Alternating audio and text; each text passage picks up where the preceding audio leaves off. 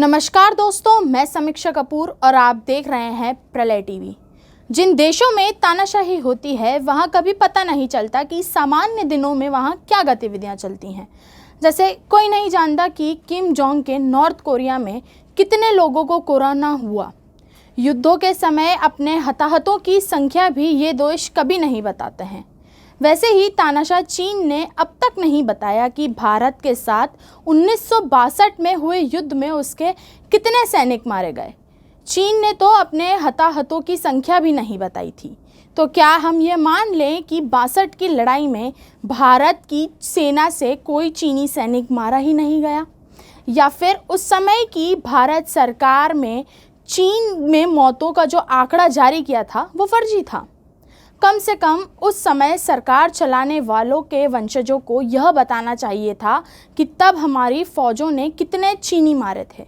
वे अब तक पूछ रहे हैं कि गलवान घाटी में किसकी ज़मीन पर वारदात हुई।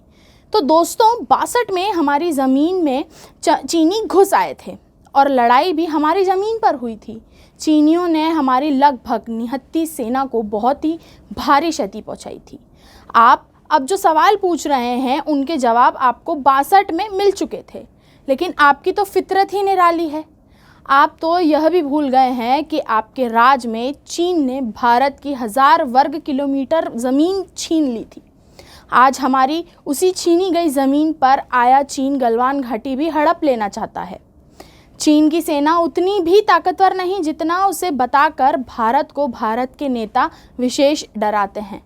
चीन क्रूर तानाशाह मुल्क है जहां नॉर्थ कोरिया की तरह स्वतंत्र मीडिया नहीं है। चीन कभी नहीं मानेगा कि भारत की ताकतवर सेना ने गलवान में किए गए धोखे के बावजूद चीन के 4 दर्जन सैनिक मौत के घाट उतार दिए।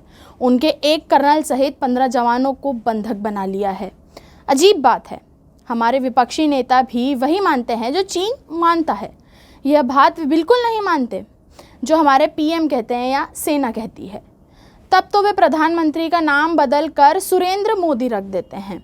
यदि उनका मंतव्य सरेंडर से था तब तो कॉन्वेंट की पढ़ाई और बचपन से घर के अंग्रेजी माहौल पर ही सवाल खड़े हो जाते हैं। सीमा पर कोई भी हलचल हो तो उन्हें जवाब क्यों चाहिए? कौन है वे? देश के नियंता या फिर खुदा? वे सेना को अपने ढंग से काम क्यों नहीं करने देना चाहते हैं? क्या वे दुश्मन के एजेंट हैं? जो भी हैं, हाँ, अपनी सेना और युद्ध के संवेदनशील हालात के भी भीतर में रहस्य जानने आते